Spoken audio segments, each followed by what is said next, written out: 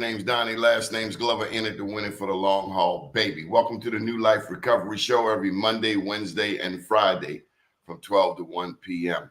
I tell you, it's always a pleasure to be in the in the house.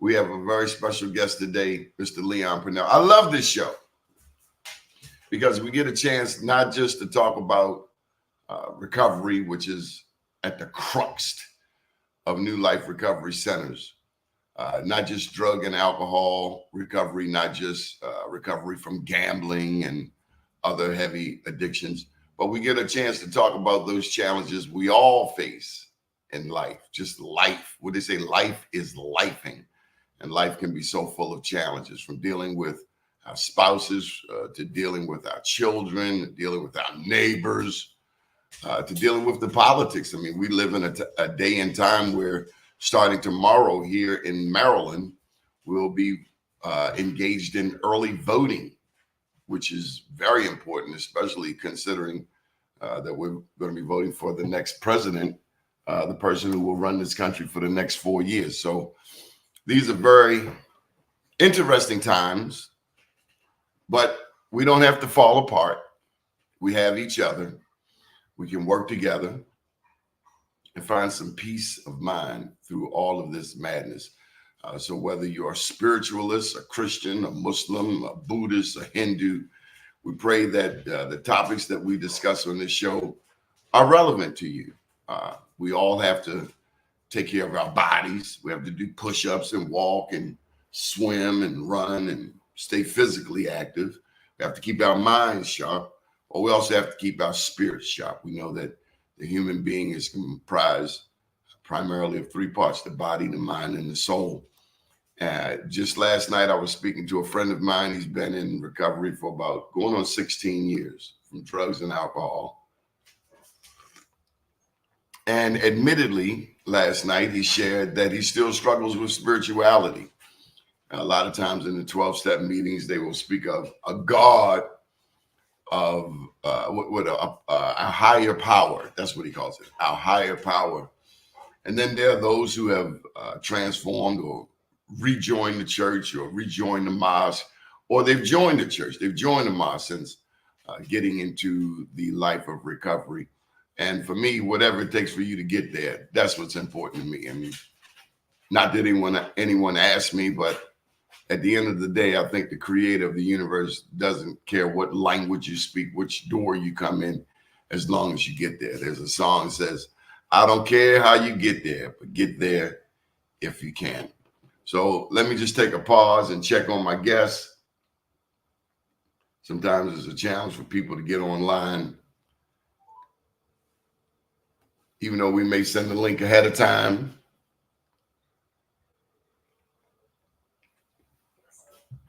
I don't see you, buddy.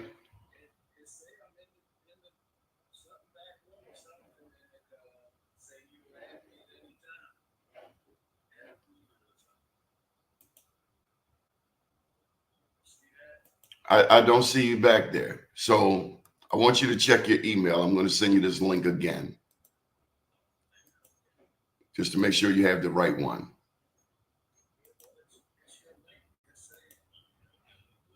I could have made a mistake. That's possible. We're all human. But we're going to get you in there. If we aren't able to get you in through video, we'll just do the audio. But just send it to your email. So double check that link to make sure it's the same one. And I'll give you a couple of minutes. If that don't work, then we'll just do audio. Okay, thank you. So I've learned in doing this business, this internet stuff, going back to 2002, and that includes bemorenews.com now, blackusa.news, the streaming network.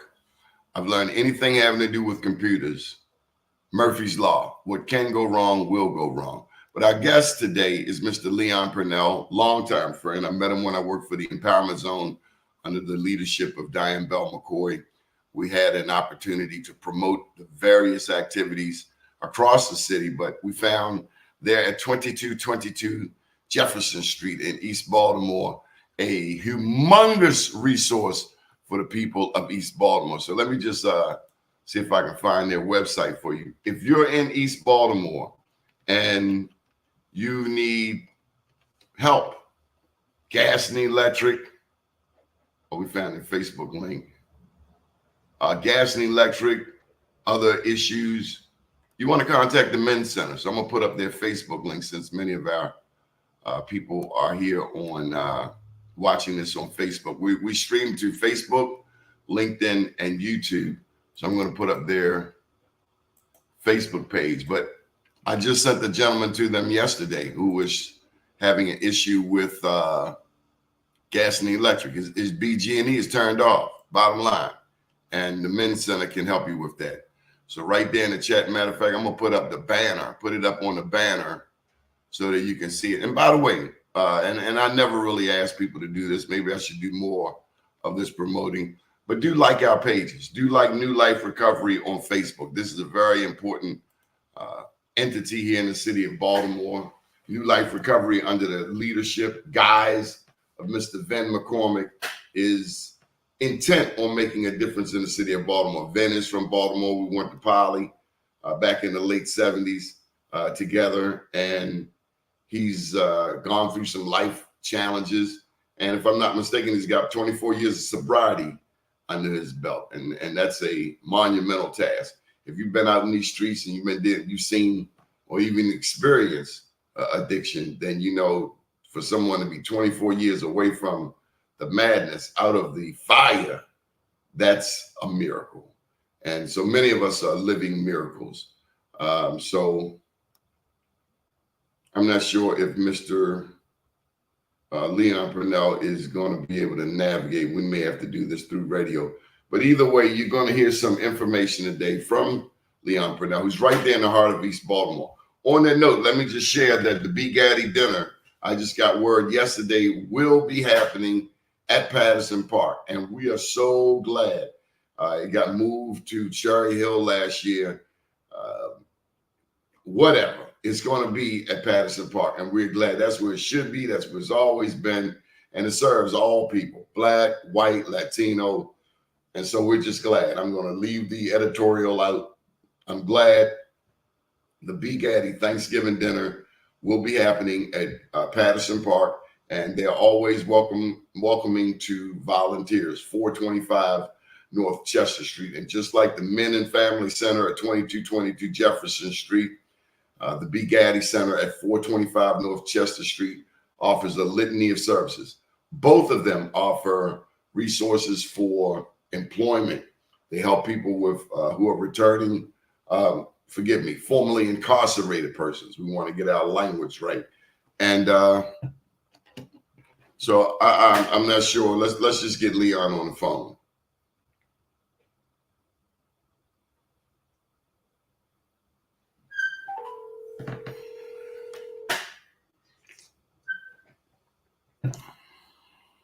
You said I was in there again in the studio. You were the only one that could let me in. Well, I don't see you there, so we're going to do this via phone. How are you today, Mr. Leon Purnell?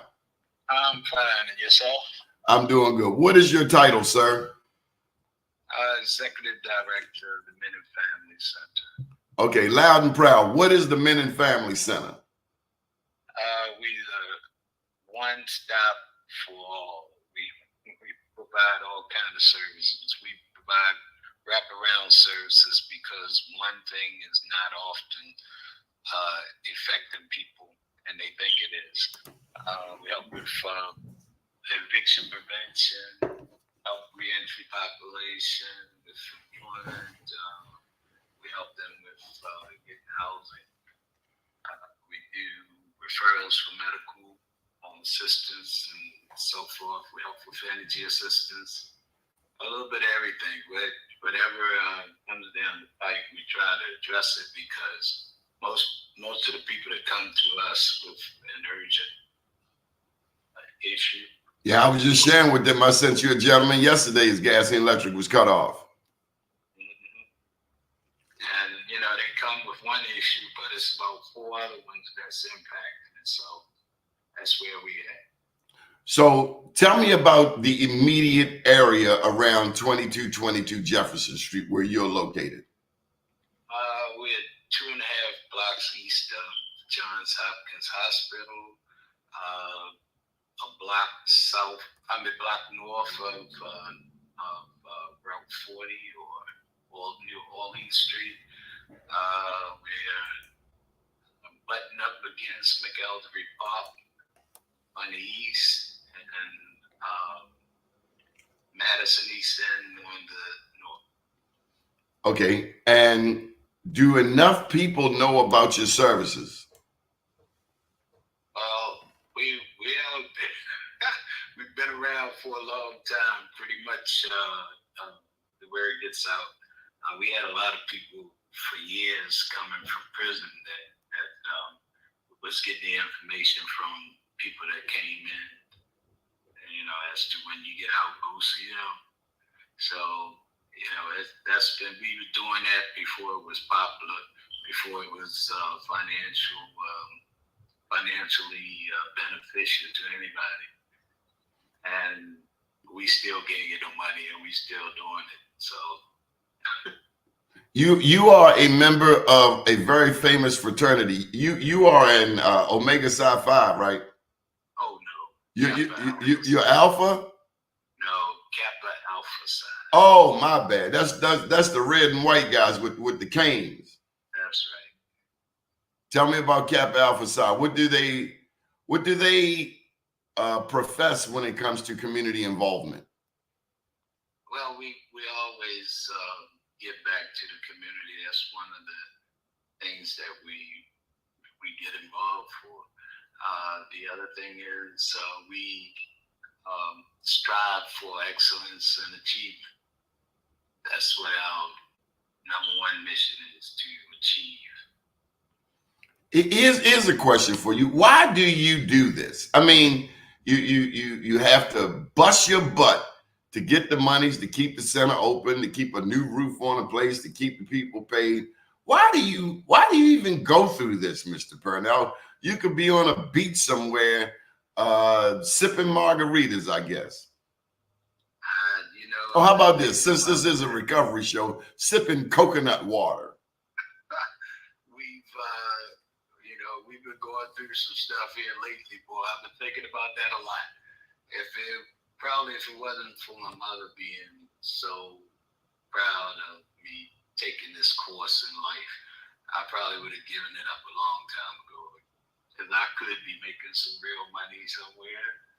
I've had some real lucrative job offers, even to relocate and so forth. So, it's not that the work is not being noticed, but it's being noticed by people primarily outside of the city instead of many of the ones here in the city. You would think that some of the politicians, when they promise things, they would keep their promise, but that's not true. So here we are. I don't want to embarrass them. I'm not going to ask you who has helped you and who hasn't, because I know that you know all of the politicians, particularly those who represent East Baltimore. But what message do you have for the people on the city council, the people in the state legislature, and even our federal officials, our 2 U.S. senators and our Congress people? I do have a message, and I said, what if we close?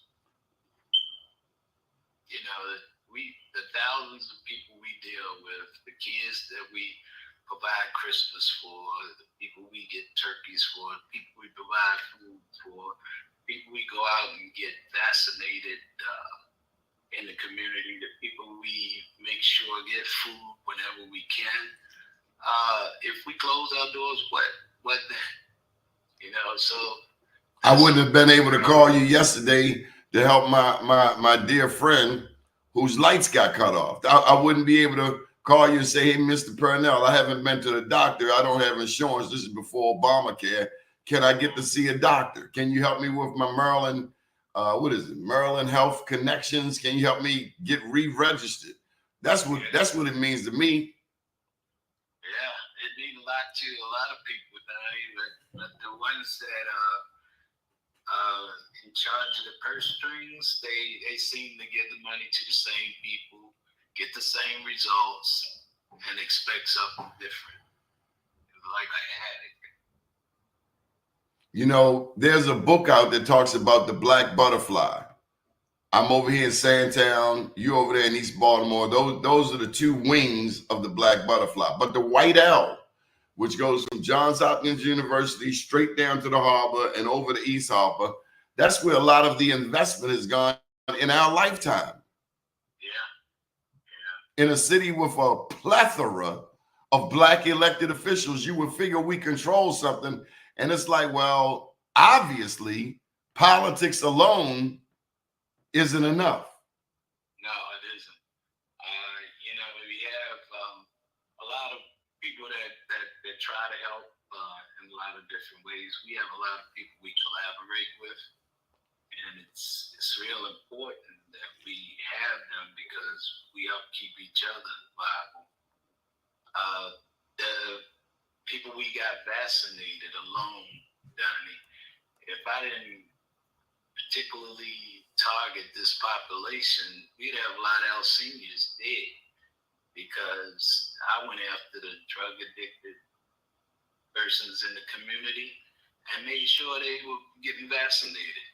Because if not, they go see the mother or something, and next thing you know, the mother's gotten it or the father's gotten it, and they're dead. So, those type of things, I give a lot of pride in doing because if not for that, we probably have a lot of our seniors in bad shape or gone away from here. Tell me about your staff, Mr. Purnell. Who is on your team? Man, I got people that believe in what we're doing. Rodney Williams is a big piece of this. Mr. Everything. We have Clarence Howard, who's Mr. Everything. We got a lot of people that volunteer and donate time because we ain't got no money to be paying nobody. So that's where we at now. We have several neighborhood navigators that we trained that are in waiting right now for the calls so they can come back to work. During the pandemic, we had to pretty much shut down that. Plus, we were anticipating the start of our renovations here at the center. I think that's one of the goals of mine, Donnie, that I'm trying to stay here for, to see this building renovated, because we've been in the same building for 27 years. And, it's time for a renovation. We have a senator that believes enough to really make sure we get some help. Is that Senator Corey McCray? Yeah, that's Corey. Have you before Senator McCray got into office, were you getting help before that from the state? A little bit. McFadden, they helped us with a block grant, and it was Cheryl who really pushed all of our stuff during that period. Cheryl, I'm so sorry that she's not in office now. Cheryl Glenn, No question. Set up if ever I saw it, and mainly because she was blocking the certificates for people to get cannabis contracts and franchises to make sure that blacks were getting equal opportunity. We don't have one black dispensary in Baltimore. That's right. And that's a damn shame. You got we got the largest black caucus in the country. Mm-hmm. Now, again, this is a recovery show, so, but there are people who use medical marijuana. And think about it, before that, she was holding up everything because she felt that we needed that. We should have some ownership in this thing since we use such a large portion of it. And that made her viable. made her a target. And anybody that knows Cheryl knows that she has more scruples than do some illegal dumb stuff. You know, she got caught up in something thinking it was something else. So, you know, I really miss her and the sincerity that she had for trying to help people. Mr. So is there anyone else on your staff that we haven't noted? I know you work also with some nurses. Where do those nurses and doctors come from? We have volunteers all the time from Hopkins, and we have some students from Morgan or Coppin. So, you know, we have that. You just can't bring the dollars. That stuff, that's probably the only reason we can stay afloat in any means, because at this point, if we had to pay on the people, we wouldn't have nothing. We wouldn't be able to do that. So do you lobby Annapolis yourself? Do you go to Annapolis? Do you send out letters? How are you, you know, what can the community do to better support Men and Family Center, 2222 Jefferson Street in the heart of East Baltimore? Well, you would be hard to find somebody that we haven't impacted in Baltimore. A lot of places, you know, not just East Baltimore. No, I live all the way west. I come all the way over there if I need something. You ain't got to tell me twice. Yeah, you know, you think about some of the politicians, we reach out to them, but we ain't got time to chase people and invite people last. I mean, right now you got people running for U.S. Senate. You got Angela Also Brooks. You got Larry Hogan. You know, they be on my radar screen because these politicians. And I'm not singling them out, but politicians have no problem calling you and say, hey, we need some money. Can you make a donation? Well, hey, we need some resources for the Men and Family Center. Well, let me say this, Donnie. We've reached out to several of them and received a lot of promises. Promises. Yeah, when they get in office, they forget who you are. Yeah, see, and you know what, Mr. Purnell, yesterday the question came up, Donnie, why don't you run for office? It's not the first time I've heard it, but I think I can make more of an impact using these platforms. Because one, a politician's always got to raise money. And my thought is, if I'm going to raise money, I'm going to raise money for my business. Number two, being on the city council, you get what, 2 terms, that's 8 years. We've been doing this 22 years. And so I don't have to run anywhere. I can walk to your door. Something about running and constantly raising money. And, you know, you got to kiss so many rings to be politicians. God knows how many rings the governor has to kiss, or anybody that wants to be mayor, how many rings you got to kiss. And that takes away from the mission. That's actually the problem. You know, because with these donations that they get comes obligations and demands. Yeah. And that's often how come we can't get anything really done in the city that's meaningful. You know, affect change. You know, we keep talking about the numbers going down for homicides and so forth. If we had more people involved in something positive, we wouldn't have to worry about those numbers. They would go down automatically. I want to take you back. Next year will be 10 years since the Freddie Gray unrest in Baltimore. What was East Monument Street like during that time? They had some unrest over there, but not a whole lot. They had different pockets where people took advantage of things. I think that was mainly going around the city. You know, they had a ring of people that were going to different areas and just loot and so forth. But the real difference is, do we see change in the way people are treated by the police? You know, in some cases we do, and some we don't. You know, because it's humiliating to see a police officer have somebody pull their pants down so that they can look for drugs. Have you seen that recently?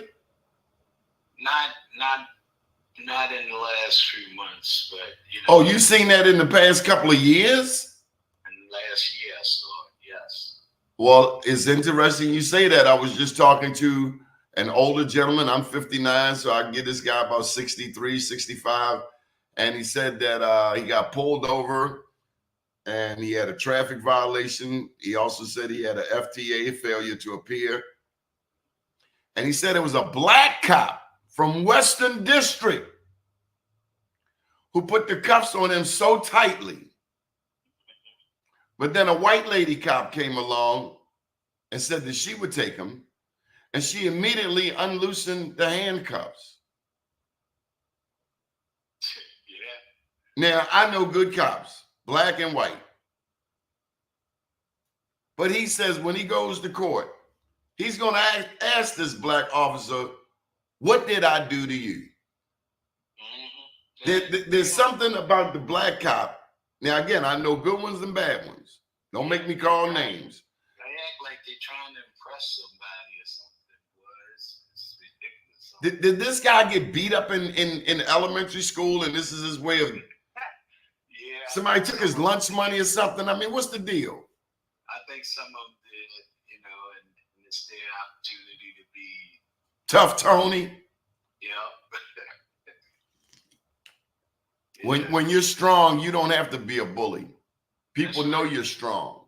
That's right. I know plenty of big guys, and they just as humble. Muhammad Ali. I've met Muhammad Ali at Coppin, right there on North Avenue, the world champ. No bodyguards, humble, shook everybody's hands. That's when you're really great. You don't have to tell nobody you're great. That's true. That's true.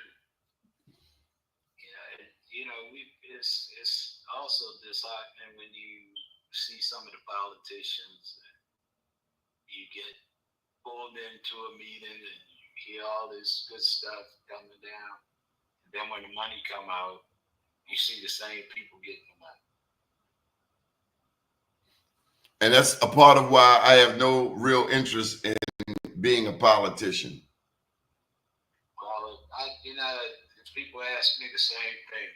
I think about it at times, but I ain't mortgaging my soul, so, And then look at all of these famous people. I hate to bring it up, but right now in the black entertainment world, oh yeah, these are people with millions of dollars who have infected other black people, influential black people with millions of dollars. And it makes you think of how many people came out of East Baltimore who went on to greatness and how many of them actually give back. Like, Greg Branch, he gives back. Does the Legends game over at Madison. Yeah, I know. I see Sam Cassell comes back to the community. Muggs comes back to the community. Reggie Lewis comes back to the community. Well, I heard from some reliable sources that money was supposedly funneled back from those players to the city, and it just didn't make it to the designated places. So a lesson is, if you are giving money back to the community, make sure that money gets to where you sent it. Come back and do it yourself. Come back and do it yourself. Yeah. Carmelo Anthony gave back, didn't he? Yeah. You see what happened when he had a difference of agreement with them? Now it's Under Armour. Yeah. Yeah. So you didn't like the super. They took his name right off the building, Donnie. They didn't even wait a year. They took it right off as soon as he had this agreement. Like Under Armour is really, after all of the money they've gotten out of Baltimore, the Tiffs, Port Covington. Yeah. They got some real sweet deals down there for all of that property and waterfront property at that. Waterfront property at Port Covington and now over on the east side. And I remember the city council, don't make me call names. The city council bent over backwards, taking money from Under Armour, didn't they? Yeah. Damn right. Yeah. They took that money. Yeah. Now you look about the city and you see all of the people that's claiming to be homeless. Most of them homeless by choice. I was telling somebody not too long ago that only in the black community can this many white people that are on drugs just walk in and habitate or cohabitate. I got 2 down the street, and I'm telling you, I don't know if I'm gonna call the police or who, but I keep catching them walking up and down the alley 2, 3 o'clock in the morning. We're gonna have a problem.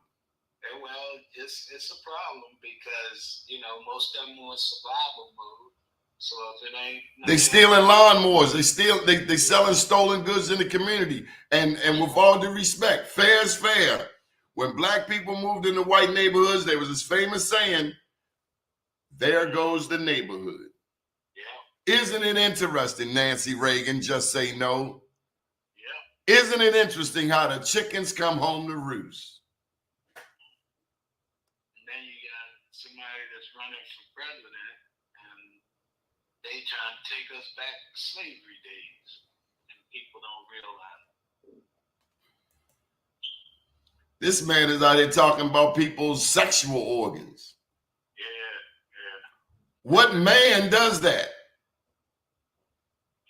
And I, you look at that, and then you look at the people that of color that get caught for minor things, and they get raked over the coals. If Barack Obama did a fraction of what Donald Trump did, they would have him over at the Maryland State Penitentiary. Like, yeah, he'd be in what's that place? Loretto, Pennsylvania, Allenwood. He'd be in a federal joint so fast in an orange jumpsuit, faster than a Baltimore speed camera. And for life. Oh yeah. And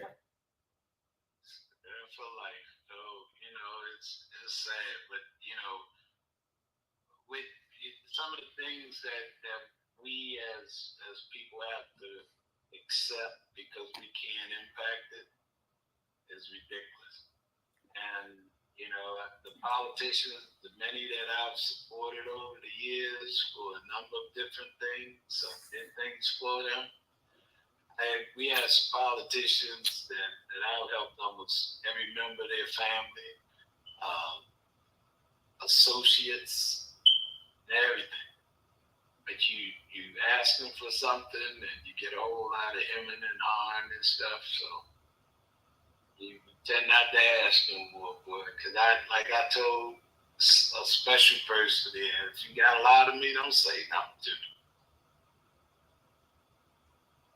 It makes you wonder, why did they become a politician in the first place?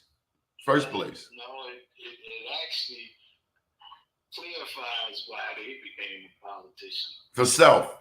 Just about them, yeah. It ain't about serving people. Like, what was Hattie Harrison about herself? At times. Oh, come on, man. Hattie Harrison did a lot of service. No, she did. I will not deny that, but there's another one. You get promises and then you don't. When they threw Mama from the train, yes, they did. I was the one person that went there and took people out and actually canvassed those neighborhoods and so forth to make sure she didn't get thrown from the train. Ask McFadden and them. They were mad with me, but I did that. And, I know Hattie's gone. She knew, and then I even lost some of my equipment in there because I brought coolers out to make sure that people had cool drinks and stuff. Never got none of it back. So, I wouldn't say nothing that wasn't true. Should young people be interested in politics in East Baltimore? I mean, have we done enough to groom the next generation of leaders? Now, that's a question. I don't know if we've done enough to groom, but they should definitely be interested because there are some people that's got integrity, and that's what you need to have when you be in office. I mean, one major issue in East Baltimore, having graduated from Dunbar, you know, where I played JV football, tried out for varsity. I remember you can't be on Sugarcane Field and not see the Maryland State Penitentiary, uh, Diagnostic, Supermax, Fishbowl. All of that is in the skyline. You see prisons, jails in the skyline. You know, when I was in elementary school, our school was at Greenmount and Eagle Street. Now it's part of the jail. Wow. One of the things that Mr. Casper Piggott, who was one of my teachers at the time, used to always tell us that, look out the back here. You know, you look at the penitentiary, said, oh, 50% of y'all gonna end up in there. That is not what you want to. Y'all we grew up in a war zone. Yeah, but he said, you know, some not for just your deeds, but some just being in the places where you're at. Yeah. Where you live at. Guilty by association. And believe me, Donnie, he was not wrong. You know, you look back and you remember who was in your class, and you think about it, you say, damn, that actually happened. You know. What saved you from ending up in the penitentiary? Well, I had two uncles that were really, really strong, and they were streetwise, and they would make sure they kept an eye on me. But my mother, I didn't want to disappoint my mother. You know, you make me think of Bishop Barry Chapman. Bishop Barry tell me about his grandmother, how she got he said she built the church, and the first members of the church were like her 16 grandchildren. We need our business people like Bishop Barry who come back to the community and who give back to the community. So not only do we need the politicians, we need business people.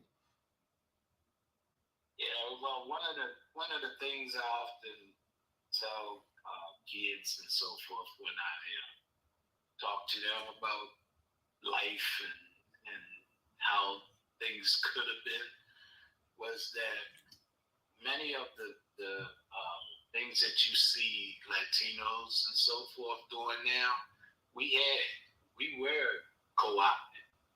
We had family members, you know, down the line, aunts, uncles, everybody that lived together and pooled money so that we could survive as a people. And as soon as desegregation came, all of that stuff disbanded because people thought they could do better. And you know, I never knock people for trying to do better, Donnie, but what I do knock them for, and I've had this conversation with my fraternity as well, you definitely should try to do better for yourself, but you got an obligation to come and give back. And I don't think enough people are doing it. You got any vacant houses in East Baltimore? Oh, yeah. Why are they vacant? What happened to those houses? What happened to the people, the black people who lived in them? Yeah, a lot of them booked. You know, then you had some that were forced out. You had a lot of them homeless. You know, that's another problem. We talk about homelessness around here and act like it's not an issue. It's a major issue. And with the amount of money that come into this city yearly for the homeless population, like $10 million, you know, just to spend it on hotel rooms when it's extremely cold, it's wasteful. How do you get a person who doesn't want to conform to go into one of these shelters? I've been told that some of these shelters are murderous, some are violent. That's because they try to cram too many in. I think if you identify a person and there's some mental health issues, they need to be in a place where you got more attention for them. But if a person wants to get high, Mr. Purnell, can you make them not want to be homeless? I mean, because if I go in this treatment house, I can't get high. And some people, they just want that thing so badly, they say, well, I'm going to get high and sleep on the streets. Yeah, but that's a select population. But you have a population that are homeless because of circumstances. Mm. And, they are the low-hanging fruit. If you find them and you can get them there, you can rehabilitate them. It takes work. And you shouldn't, the process that they were talking about doing, they tried a couple times, just putting them in there and don't have supervision. If you've been homeless for a while, you ain't gonna clean up because you ain't used to cleaning up anything. So, common sense gotta come into play as well. And, I was a psych therapist for Hopkins for 13 years. And I full well know how many people are under the bridges. I know how many are in vacant houses. I had to go find those people and get them into treatment. I spent time in Flag House with roaches and mice running over your feet and stuff, So I'm not saying stuff that I don't know about. I'm speaking from experience. I've seen it. Man, I went in the Flag House back in the 90s, man. I thought I was in Fallujah. I thought I was in Afghanistan or Iraq, man. Cats was all in the stairwell with machine guns. Flag House was no chump, Jack. Yeah. Cats had Uzis up and down that stairwell. If you were, scared and didn't know where you were at or who you was around, you could be really violated there. You damn Skippy, you better know somebody. Yeah. So, Mr. Purnell, what do we do? How do we better advocate for the Men and Family Center at 2222 Jefferson Street? How do we get our federal, state, and local officials to come in and help you get the resources? We got a Black governor. We got a Black attorney general. We have a Black treasurer. We have a Black mayor, a Black city council president, a Black comptroller, a Black state's attorney. What do we have to do to get resources? We got a Black congressman, Kwesi Mfume. We got 2 U.S. senators. Cardin is going out the door. We got Van Hollen. How do we get these Democrats to help you? Democrats, 9-1 Democratic city. You dare vote for a Republican, oh, you get cussed out. Because sometimes we can be more married to the Democratic Party than to the church, than to God himself. Right. Where's the return on our investment? Why is the Men and Family Center struggling at all? I can't even answer that, man. I talk to people all the time about that. Do you got to get some half-naked girls in bikinis to do a car wash out front for them to recognize the value and work that the Men and Family Center does, the work that you do? It's hard to actually explain it now. But, there was one East Baltimore politician, they said you could catch him at the strip club. Maybe we need to put a strip club in front of your place. Maybe that would help them to see it. Yeah, they might make it past it. I ain't going to call no names, though.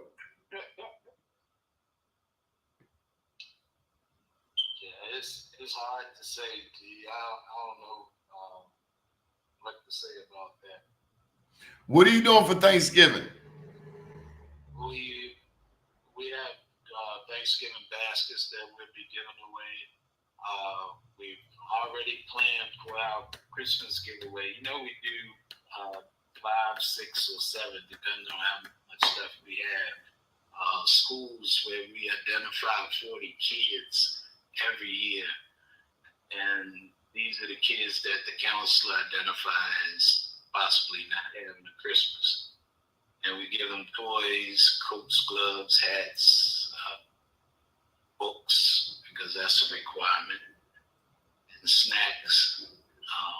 When they come, and we're doing this at Henderson Hopkins now, and this is like our 16th year. I think we've been doing it. So, are you taking donations? Yeah, we definitely take donations. For boys, coats, gloves, hats, preferably stuff that you would wear, not what you want to throw away. And that phone number 614-5252? No, 5352. 5353. Address 2222 Jefferson Street, the Men and Family Center. I'm going to put this up on the screen. We love the work that you do, Mr. Purnell, and we don't know what we would do without you. That is Men and Family Center, 2222 Jefferson Street, 614-5353. You're on Facebook at Men and Family Center. What else we got to say? What else we got to cover? I don't know. It's frustrating sometimes talking about this because some things are no-brainers. Like a layup. We love basketball. It's East Baltimore's a layup. Yeah, you see what's happening. You see the work that's being done. The state would tell you they prefer to come to deal with us with vaccinations because we get the people out. Everything we sign on to it, we get it done. You helped all through COVID, made sure people got vaccinations. And gave out thousands of masks. We even through Baltimore Connect were able to give out hundreds of thousands of masks, probably masks, gloves, hand sanitizers. We even gave some to schools. We gave out test kits. COVID test kits. So, we address the needs as they come. We weren't in the food delivery business only around Christmas and Thanksgiving. But because of COVID, many of our seniors around here couldn't lug those boxes back home. So we got involved and we started making sure we would get it to any of their houses or the senior buildings. We had people coming from West Baltimore to pick up food and take it to a senior building. Rennie Bass comes to mind. Tell me about Rennie Bass. Yeah, Rennie is the president of the board. He gets frustrated too with even thinking about how the people just forget about what they said they were going to do and so forth. Rennie came by my house one day. He was doing deliveries for you over here in West Baltimore. And he came by, man. He had a whole truck full of stuff.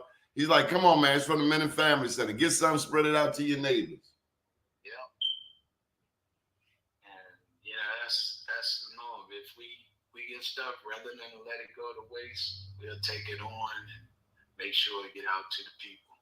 I got a question for you. This goes back to something, and I say it because, I see it all the time.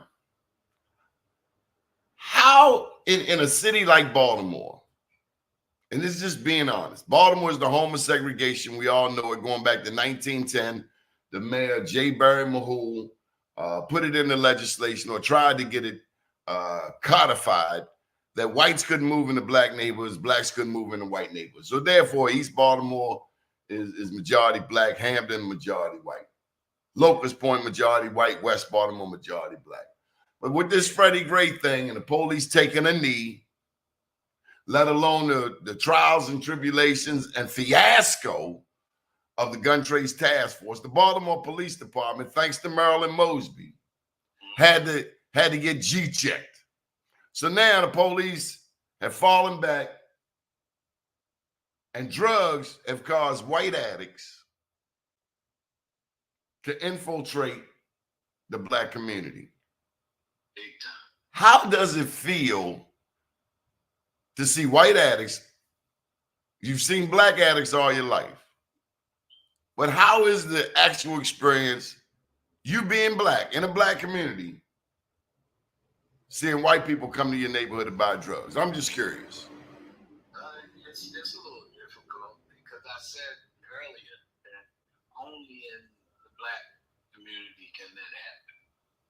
They can't even go in the white community or habitate like that and set up tents or break into abandoned houses and stay in there. They can't go in the white areas and do that.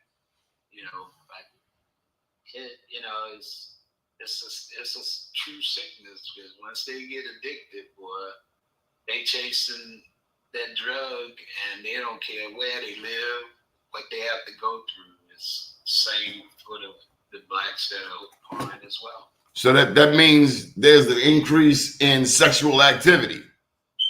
All kind of activity. And with that sexual activity comes disease. Yeah. More disease. Yeah. All right, Mr. Purnell. Anything we haven't covered before we get up out of here? No, you're pretty good. I appreciate your time to get a little bit of information out to people. But we will be having our Thanksgiving here. I don't know what the exact date is, but we do Thanksgiving baskets and Christmas baskets every year, and we do the toy giveaway for the kids every year. So we gotta do more to get you some resources. We're gonna have to bring you on our show up at WEAA to further get the word. We on Hip Hop Chronicles with Mike Nice Thursday nights at midnight. One last thing, any message to our formerly incarcerated persons or even people who are currently incarcerated and will be coming home? And we say that because we know that America represents 5% of the world's population, yet we have 25% of the world's incarcerated persons, and 38% of them are black men, with black women being the fastest growing demographic. That's true. Well, I would just say that, when you're about to be released, the numbers out there, there are people in prison already that could tell you about Men and Family Center, because we've got many of their families and them over the years.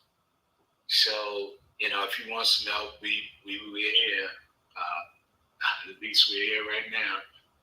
And we also have a treatment program that's run by my daughter, Journey to Heal, and that deals with people that are addicted and need therapy and want to get off, stay off. So we got other organizations we partner with, so we can get you help if you're really ready for it. But I always tell people, if you're not ready, don't waste the spot, because somebody can use that. We love you, Mr. Leon Purnell, very proud member of Kappa Alpha Psi. What school did you attend? Denver Senior High School, Morgan State University, Kappa State University. Damn, we went to the same schools. Love you, Mr. Purnell. Thank you for all that you do. The Men's Center, 2222 Jefferson Street, phone number 410-614-5353. This is an icon here in the city of Baltimore. You won't catch him. You may not catch him on channel 13, 11, 2, Fox 45, but you will hear him on this New Life Recovery Show. You will hear him on blackusa.news. You will hear him on bmorenews.com. And as I promised, you will hear him on WEAA 88.9 FM. My name's Donnie Glover. Thank you for joining us today. Good afternoon, world.